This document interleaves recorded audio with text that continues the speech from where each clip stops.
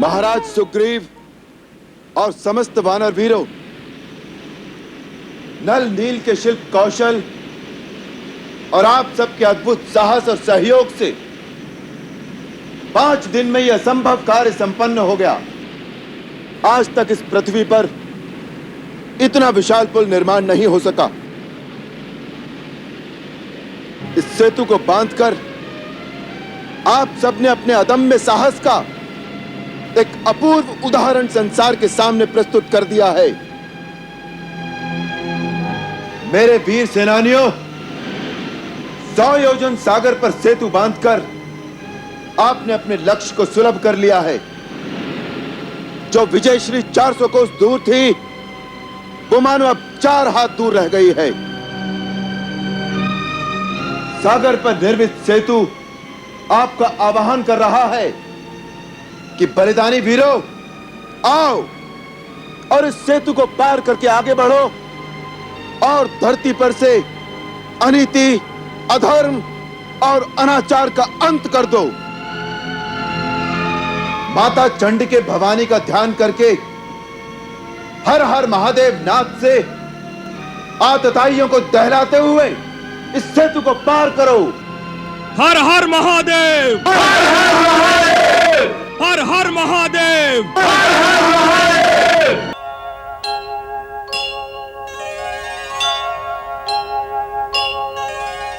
मित्र, आपने लंका की सेना और रावण की शक्ति का विस्तार पूर्वक वर्णन कर दिया है। लंका के चारों द्वारों पर जैसा सुरक्षा का प्रबंध आपने बताया है, वैसा ही हनुमान ने भी बताया था।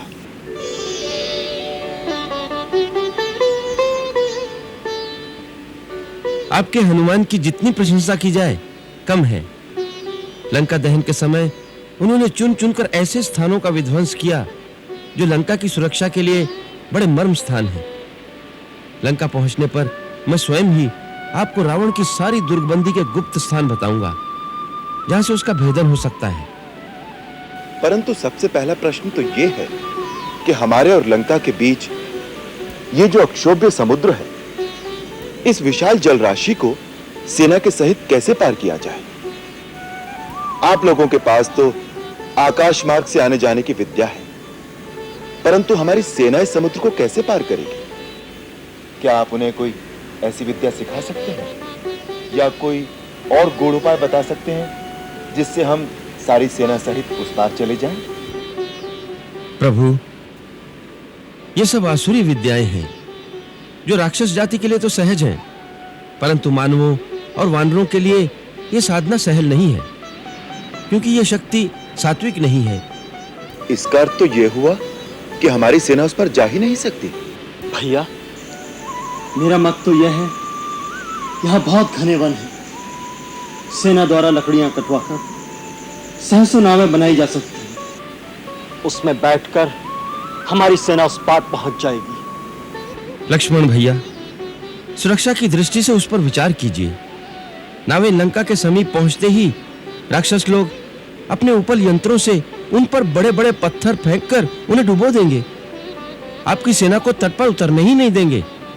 तो फिर आप तो हर बात का खंडन कर रहे हैं, कोई उपाय भी तो बताइए।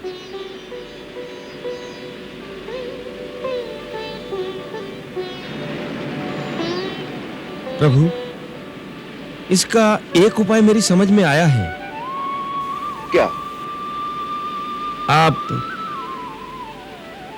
समुद्र से रास्ता मांगिए। समुद्र से रास्ता मांगू?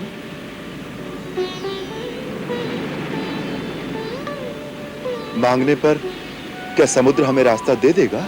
भैया, महाराज विभीषण ठीक कह रहे हैं। हमें समुद्र से ही रास्ता लेना चाहिए, परंतु मैं मांगने का समर्थन नहीं करता। भैया, मांगने से कौन कुछ दे देता है, और फिर क्षत्रिय के लिए मांगना शोभा भी नहीं देता। अपना धनुष बाण उठाइए। पहले तो आपके धनुष की एक ही टंकार से उसके कान खड़े हो जाएंगे, अन्यथा धनुष पर अग्नि बाण का संधान कीजिए तो वह स्वयं हाथ जोड़कर आपके सामने आ जाएगा। लक्ष्मण, धनुष धारण करने का यह अर्थ तो नहीं कि जब जी चाहा बिना कुछ कहे सुने उठा लिया बाण और दे दी धमकी। मुझे महाराज विभीषण का मत उचित लगा है।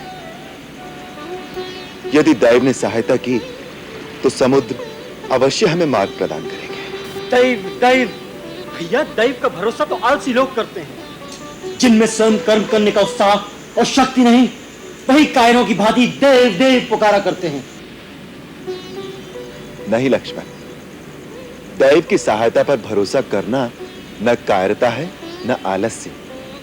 देखो, मनुष्य के पास केवल शक्ति कर्म करने की है, उस कर्म का फल ईश्वराधीन है। मैं तो इतना ही कह रहा था भैया कि हमारी प्रार्थना करने पर समुद्र रास्ता दे देगा, इसका क्या भरोसा है। 2 दिन पश्चात भी हमें यह शस्त्र उठाना ही पड़ेगा, तो इतना समय क्यों व्यर्थ में खोया जाए। इस युक्ति से बड़े अनाचार हो सकते हैं लक्ष्मण। दूसरे को अवसर दिए बिना ही उसके विरुद्ध शस्त्र उठाना अहंकार जनित अत्याचार का सूचक है। सच्चे शक्तिशाली को अपनी विनम्रता कभी नहीं खोनी चाहिए। और पहले महाराज विभीषण से यह तो पूछ लो कि उन्होंने किस भरोसे पर समुद्र से प्रार्थना करने का परामर्श दिया था। प्रभु, समुद्र आपके कुल में बड़े हैं, एक प्रकार से आपके पूर्वज और कुलगुरु भी हैं। आप जिनके वंशज हैं, उन महाराज सगर ने ही इस विशाल महासागर को खुदवाया था। अतः उनके समुद्र पर बहुत उपकार हैं। उन्हीं की कृपा से सिंधु ने पृथ्वी पर इतना विस्तृत स्थान पाया है। इसलिए मुझे पूर्ण विश्वास है कि समुद्र अवश्य आपकी सहायता करेंगे और आपकी सेना को उस पार जाने का उपाय बताएंगे। मित्र, हमें आपकी ये बात अत्यंत प्रिय लगी। लक्ष्मण, मेरे लिए यही कुशा का एक आसन बिछा दो। मैं यहीं बैठकर समुद्र की आराधना करूंगा जब तक वो प्रसन्न होकर हमारी प्रार्थना स्वीकार नहीं करते। क्या क्या भाई?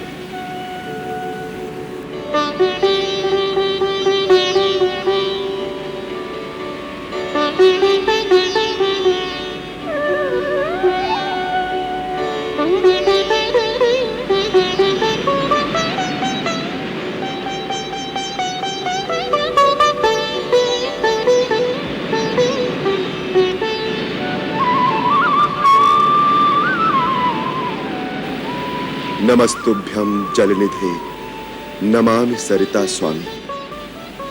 हे महासागर, मैं महाराज सगर का वंशज दशरथ पुत्र राम अपने भाई लक्ष्मण सहित आपकी शरण में आया हूं। हे रत्नाकर, मेरे पूर्वज सगर द्वारा आपकी उत्पत्ति हुई है। आज रघुकुल पर आई हुई विपत्ति का निवारण करने के लिए एक विशाल सेना लेकर लंका पर धावा बोलने के लिए आप मुझे अपने जल में से मार्ग देने की कृपा करें। आपको प्रसन्न करने के लिए मैं अन्न और जल का परित्याग करके यहीं बैठकर आपकी आराधना करता हूं। मेरी प्रार्थना स्वीकार करो जलनिधे।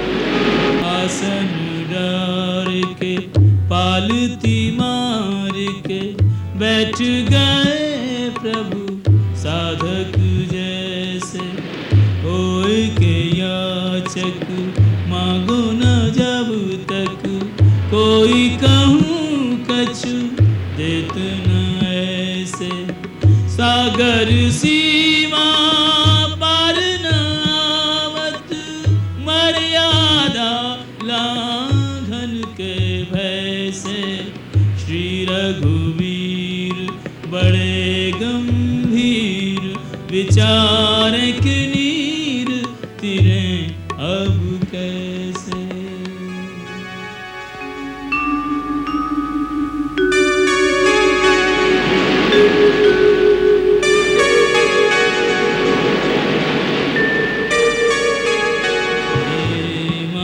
सागर हे रत्नाकर, आपसे आज है काज हमारा।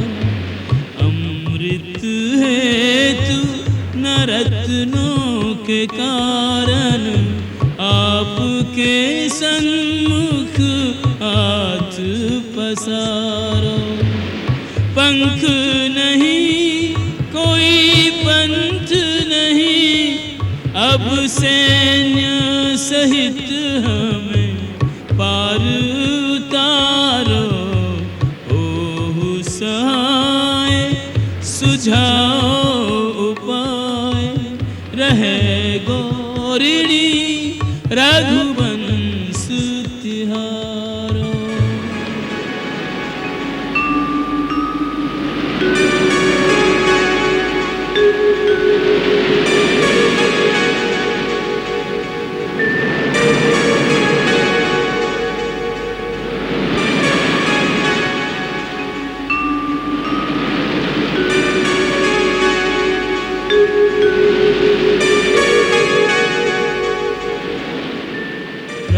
विराट है सिंधु विशाल है, दोनों उदार महान है दोनों। दोनों समृद्ध हैं दोनों हैं दाता, गुण और रत्न की खान है दोनों। एक अथाह है एक अनंत है,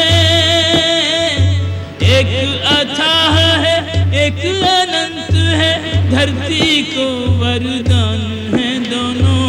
एक है मीठो तो एक है खारो, नहीं तो समान समान है दोनों।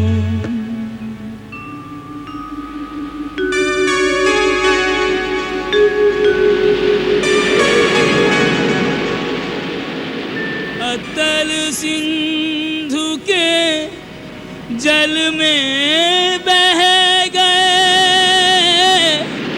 जितने किए उपाय, अब क्या होगा अब क्या होगा, कुछ भी समझ ना आए, कुछ भी समझ ना।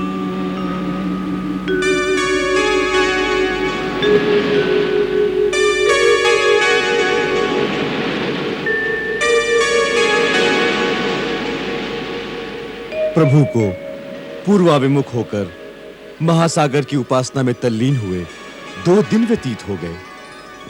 क्या सागर इक्ष्वाकुवंशी महाराज सगर का उपकार भूल गया? लक्ष्मण भैया तो इस विचार से सहमत थे ही नहीं कि प्रभु महासागर के सामने गिड़गिड़ाएं। पता नहीं और कितने दिन लगेंगे।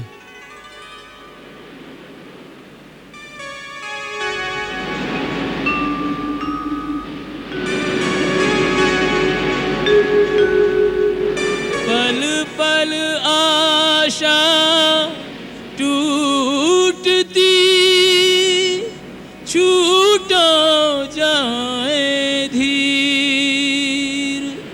घोर निराशा सिंधु ज्यों डूब रहे रघुवीर।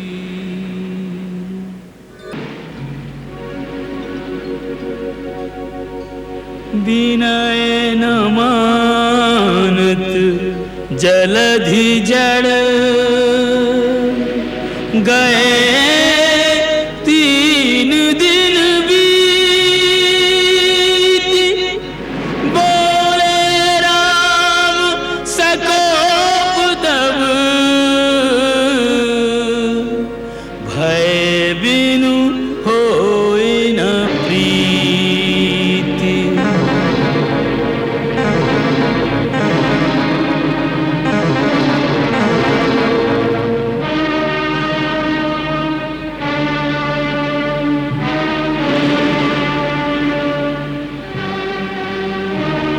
हे महासागर, भूतकाल साक्षी है।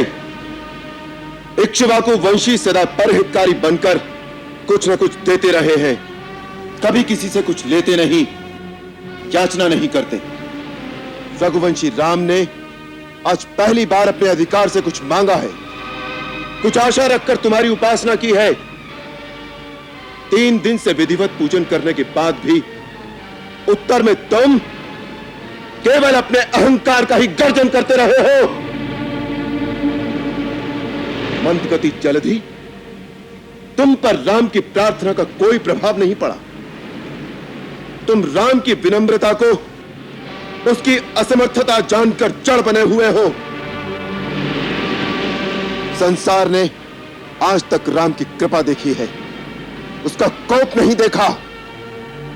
लक्ष्मण जी, तुम मेरा धनुष और सर्पों के समान भयंकर बाण ले आओ। आज संसार राम का क्रोध भी देखेगा। जो आज्ञा भैया। यह कार्य यदि उसी क्षण कर लेते तो हमारे 3 दिन व्यर्थ न जाते। अब एक क्षण भी व्यर्थ नहीं जाने देंगे। तुम मेरा धनुष बाण ले आओ। जो आज्ञा भैया।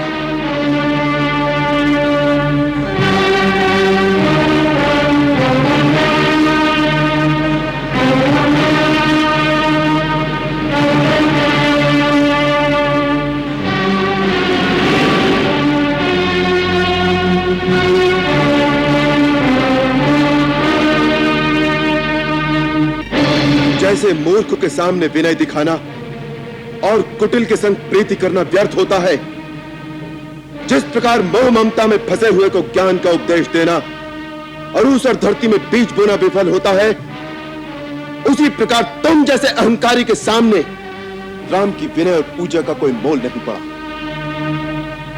समस्त देवी देवता और यहां के चराचर जीव इस बात के साक्षी रहे कि मेरे पास समस्त समुद्रों को सुखा देने की शक्ति होते हुए भी मैंने वरुण देवता का मान रखने के लिए पूर्ण विनय और सच्चे हृदय से समुद्र की पूजा की है और सेना सहित पार जाने में इनसे सहायता मांगी है।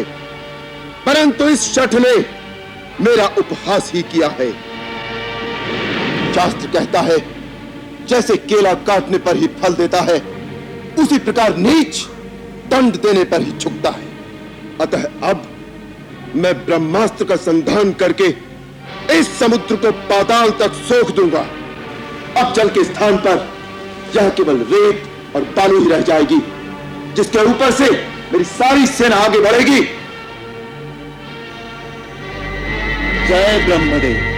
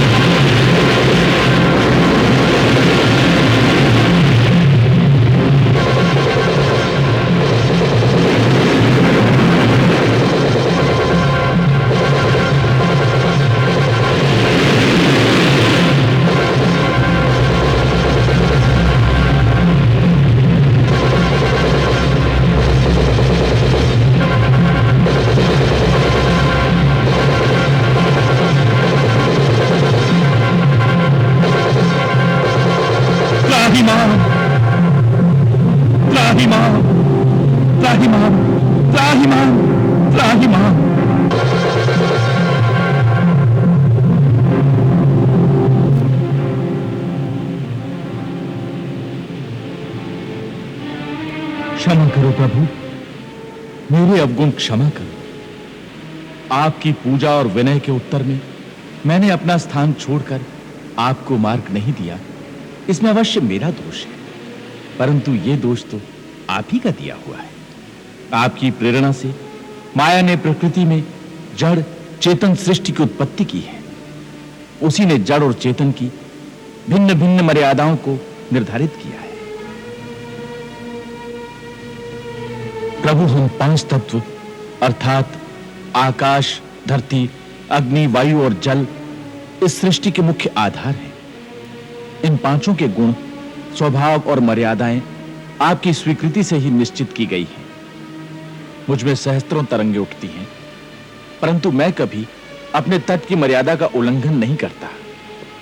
मेरा स्वभाव अक्षोभ्य है, परंतु आज आपके बाण ने मुझे क्षुब्ध कर दिया।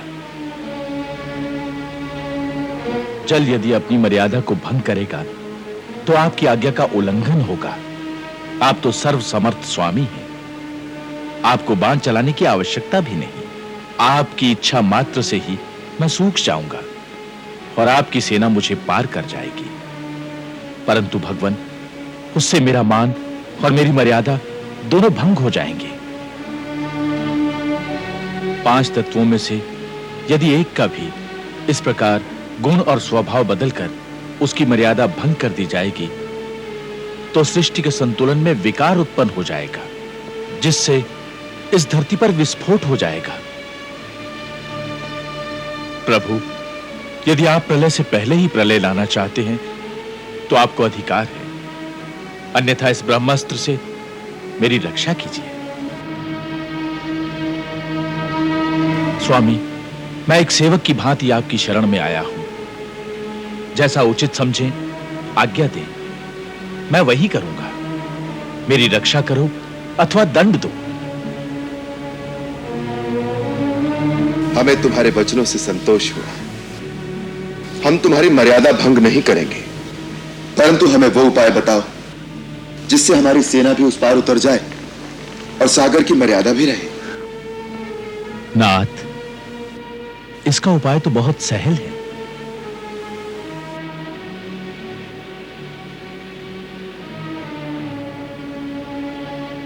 आपके सेनापतियों में नल नील नाम के 2 भाई हैं। बाल्यकाल में वो बड़े शरारती बालक थे। वो ऋषियों का सामान उठाकर नदी में फेंक आते थे, जिससे दुखी होकर एक बार एक सिद्ध ऋषि ने उन्हें श्राप दिया कि वो अपने हाथ से जो कुछ भी सामान उठाकर पानी में फेंकेंगे वो कभी डूबेगा नहीं। आज वही श्राप आपके काम आएगा। नल विश्वकर्मा का औरस पुत्र है, इसे शिल्प कला भी आती है।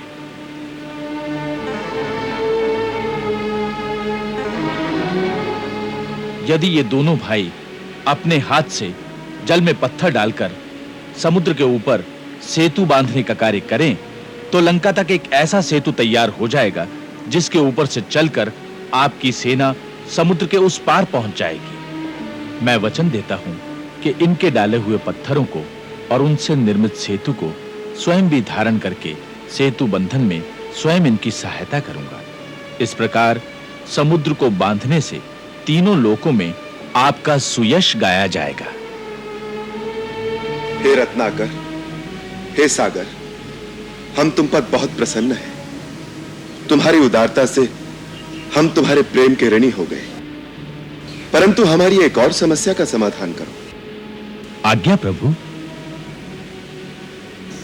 हमारा ये बाण अमोघ है। एक बार इसका धनुष पर संधान हो जाए तो बिना लक्ष्य भेदे ये वापस तुणीर में नहीं जाता। इसलिए तुम हमें अब ये बताओ कि मैं ये बाण किस दिशा में और किस पर छोड़ूं?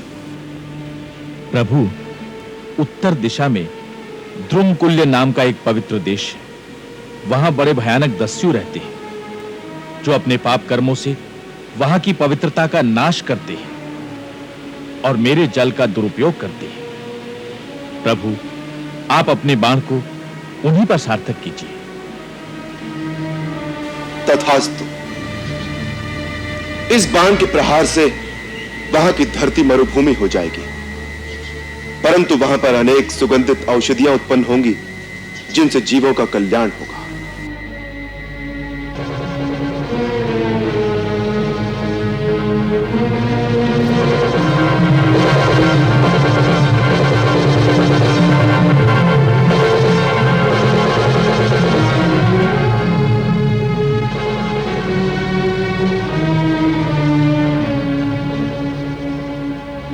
अब मुझे आज्ञा दें अयोध्यानाथ, शिव शंकर और मां भवानी आपको विजयी बनाए, सिद्धि विनायक आपके सकल मनोरथ सिद्ध करें। करुणा सागर वीरती करूं जोड़ कर हाथ, सिए सहित मुह बेगी दर्शन दीजो नाथ।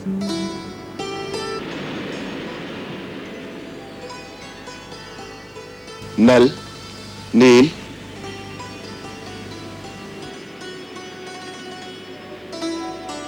आज्ञा प्रभु।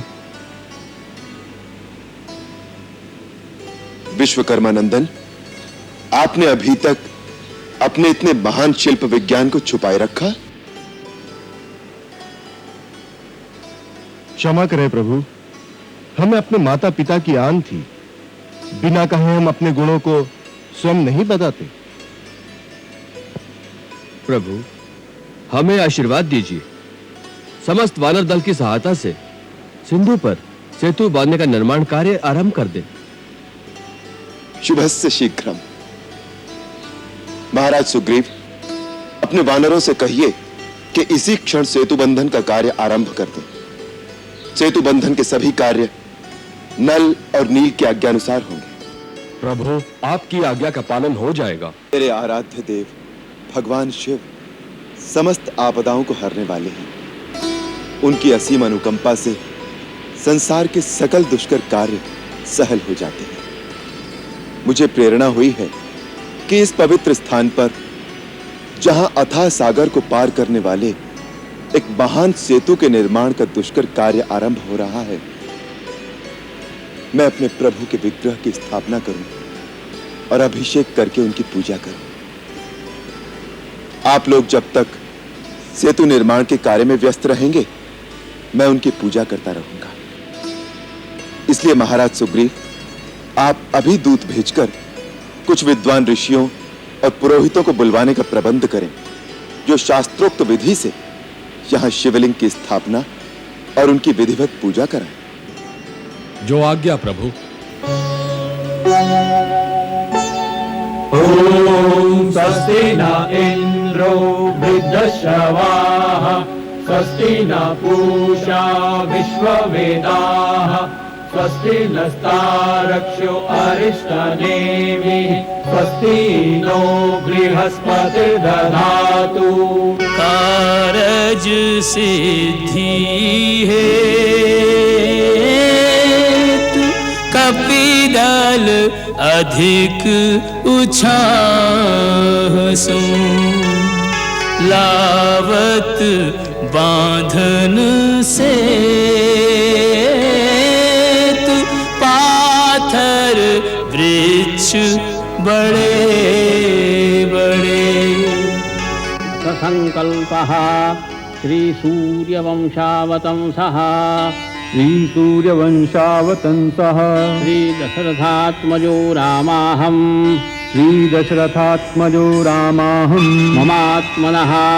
ममात्मनः श्रुतिस्मृतिपुराणोक्त पुण्यफलप्राप्त्यर्थम् सर्वारिष्ट सर्वविघ्ननिवारणार्थम् सर्वदा शुभफलप्राप्त्यर्थम् सेतुबन्ध प्रारंभ समये सेतुबंध प्रारंभ समये मन इप्सित फल कामना सिद्ध्यर्थम श्री ज्योतिर्लिंग श्री रामेश्वर महादेवस्य अचल प्राण प्रतिष्ठा पूजनाद्यर्चनम् अहं करिष्ये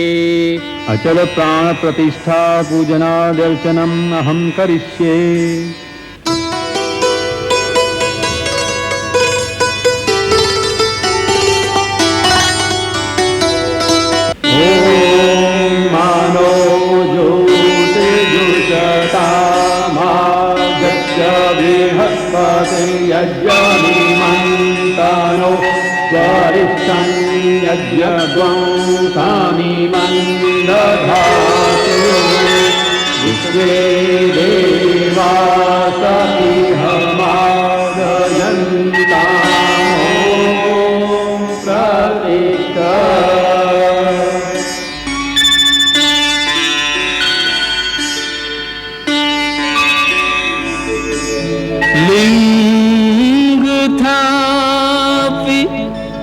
विधिवत कर पूजा शिव समान प्रिय मोहिन दूजा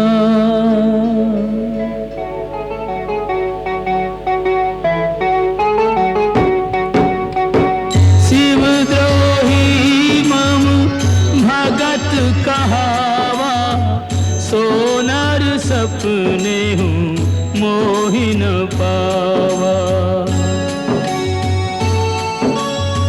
शंकर विमुख भगति चाहे मोरी सोनार की मूढ़ मति थोरी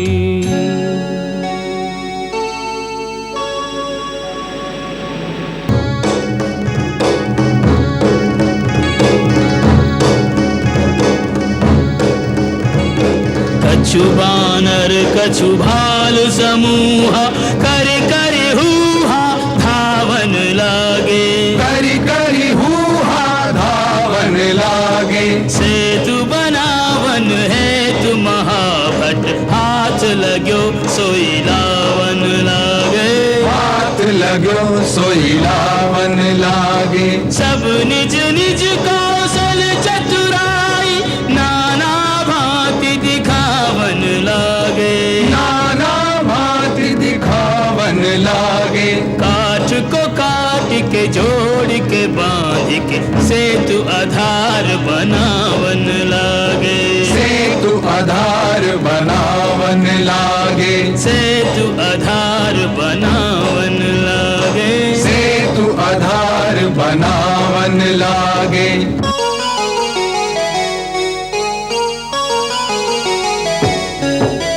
हर पाथर पे राम राम राम लिखन लगे हनुमान जी श्री राम प्रभु को नाम अधिक प्रभावी राम ते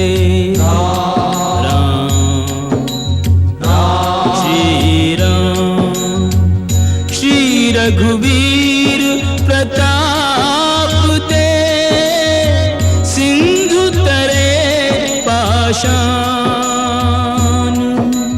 ते मतिमंद जो राम तजे भजहि जाय प्रभु आन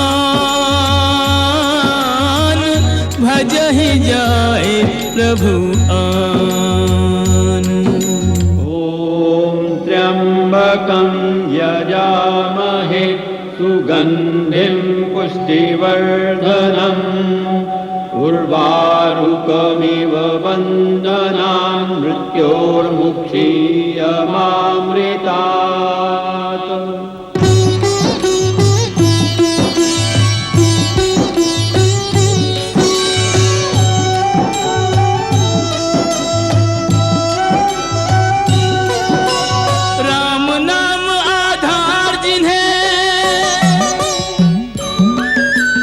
राम नाम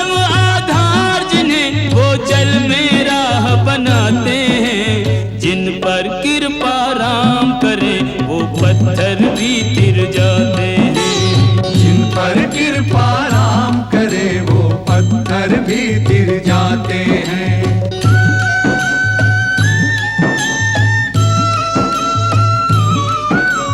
लक्ष्य राम जी, सिद्धि राम जी, राम ही राह बनाई, राम ही राह बनाई। राम कर्म है, राम ही करता, राम की सकल बड़ाई, राम की सकल बड़ाई। राम काम करने वाला में राम की शक्ति समाई। पृथक पृथक नामों से सारे काम करे रघुराई। भक्त परायण निज भक्तों को सारा श्रेय दिलाते हैं। जिन पर कृपा राम करे वो पत्थर भी तिर जाते हैं।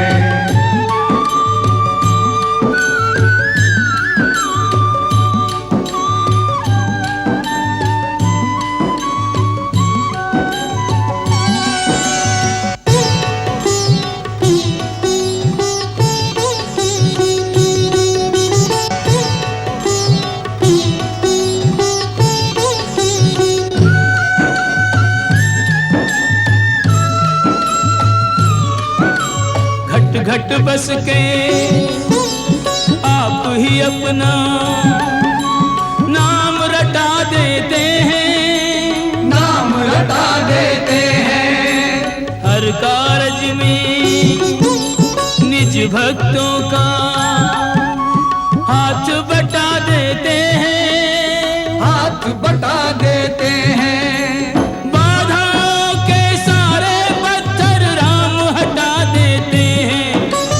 अपने ऊपर लेकर उनका भार घटा देते हैं। पत्थर क्या प्रभु तीन लोक का, पत्थर क्या प्रभु तीन लोक का सारा भार उठाते हैं। जिन पर कृपा राम करे वो पत्थर भी तिर जाते हैं। जिन पर कृपा राम करे वो पत्थर भी तिर जाते हैं। जिन पर कृपा राम करे वो पत्थर भी तिर जाते हैं। जिन पर कृपा राम करे वो पत्थर भी तिर जाते हैं। ॐ द्यौ शान्तिरन्तरिक्षगुं शान्तिः पृथिवी शान्तिरापः शान्तिरोषधयः शान्तिः वनस्पतयः शान्तिर्विश्वे देवाः शान्तिर्ब्रह्म शान्ति सर्वत्वं शान्तिः शान्तिरेव शान्तिः सामा शान्तिरेधि। ॐ शान्ति शान्ति शान्ति ॐ।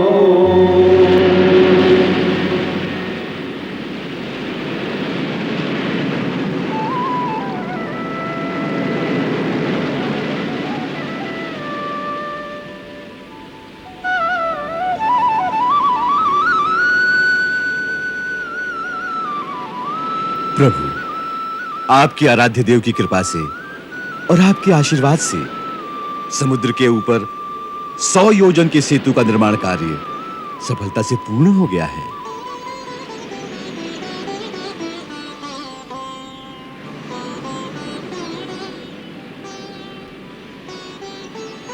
इस सफलता पर आप सब बधाई के पात्र हैं।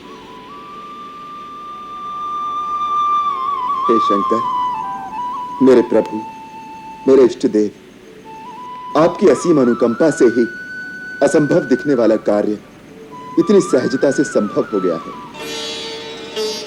इन श्री चरणों में राम का कोटि कोटि प्रणाम स्वीकार हो।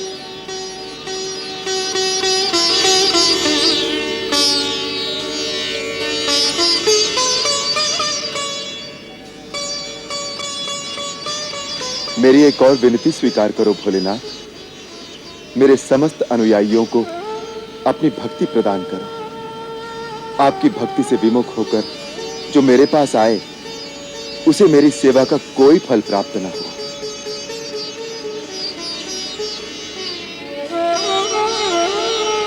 प्रभु, आपके अनंत नाम हैं।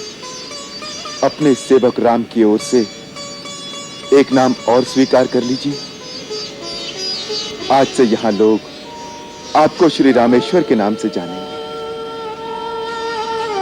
ओम श्री रामेश्वर महादेवाय नमः। रामेश्वर महादेवाय नमः। ओम श्री रामेश्वर महादेवाय नमः। ओम श्री रामेश्वर महादेवाय नमः। ओम श्री रामेश्वर। प्रभु, रामेश्वर नाम की व्याख्या करने की कृपा करें। रामस्य ईश्वरः यः सा रामेश्वरः। जो राम का ईश्वर है वो रामेश्वर है। मैं शिव जी का सेवक हूं, वो मेरे स्वामी हैं। अतः ये रामेश्वर है।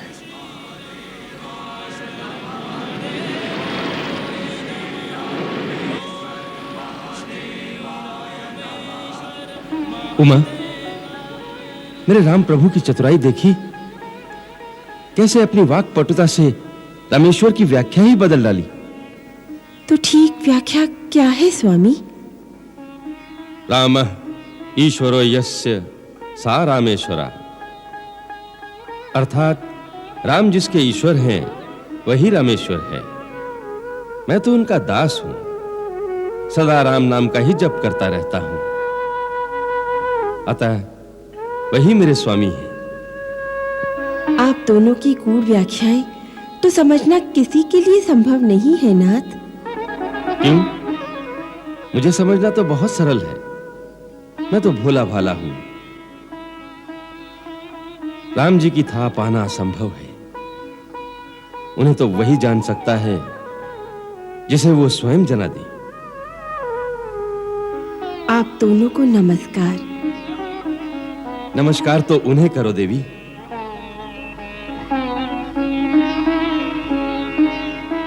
महाराज सुग्रीव और समस्त वानर वीरों,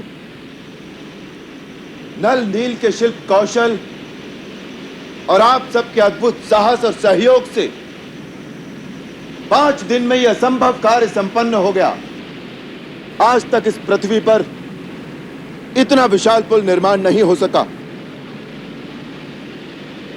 इस सेतु को बांधकर आप सबने अपने अदम्य साहस का एक अपूर्व उदाहरण संसार के सामने प्रस्तुत कर दिया है।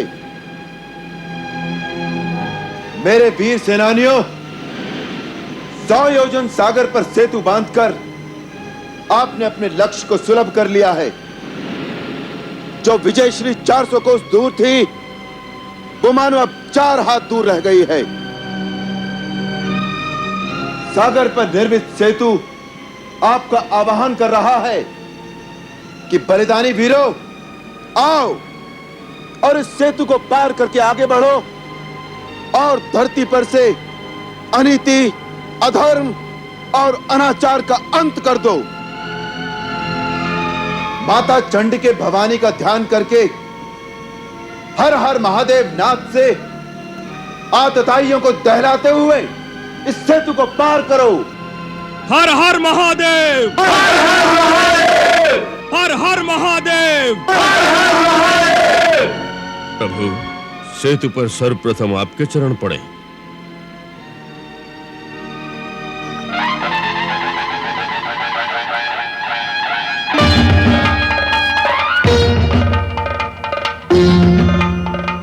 राम जी को संग ले, वेग ले, उमंग ले। राम जी को संग ले, वेग ले, उमंग ले। राम जी की सेना चली, राम जी की सेना चली।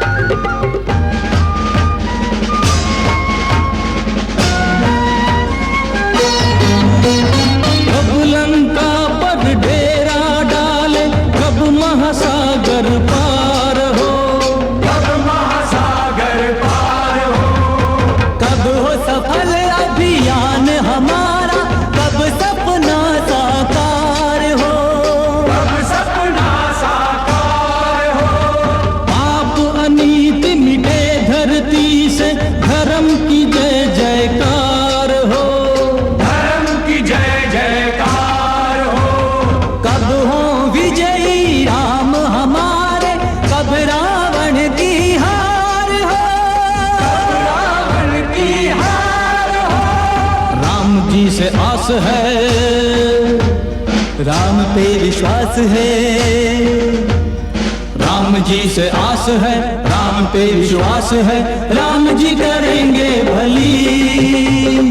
राम जी की सेना चली, राम जी की सेना चली।